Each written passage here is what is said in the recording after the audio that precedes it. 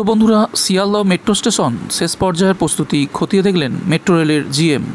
তারপর তিনি কি জানালেন এবং তার সঙ্গে শিয়ালদহ মেট্রো স্টেশনের পরিষেবা কবে থেকে চালু হতে যাচ্ছে, বিস্তারিত খুঁটিনাটি আপডেট জানাবো আজকের এই ভিডিওটির ভেতরে।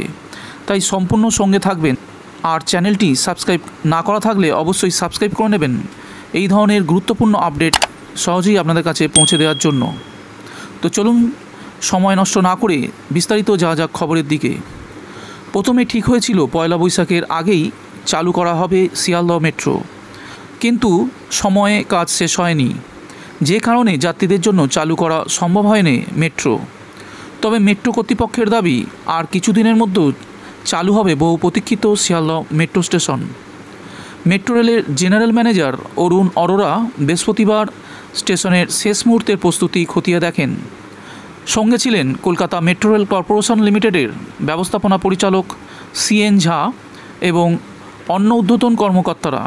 এদিন general manager escalator, gate, station control room, fire, smoke detection এবং সাপ্রেশন সিস্টেম সহ অন্যান্য যাত্রী সুবিধাগুলি খতিয়ে দেখেছেন। তারপর তিনি পূর্ব পশ্চিম মেট্রো করিডোরের শিয়ালদহ থেকে সল্টলেক সেক্টর 5 পর্যন্ত ফুটপ্লেট দর্শন করেছেন। মেট্রো রেলের তরফে জানানো হয়েছে প্রস্তুতি দেখে সন্তুষ্ট হয়েছেন অরোরা। তাই আশা করা যাচ্ছে যাত্রীদের জন্য মেট্রো স্টেশন চালু হওয়া এখন কিছুদিনের অপেক্ষা।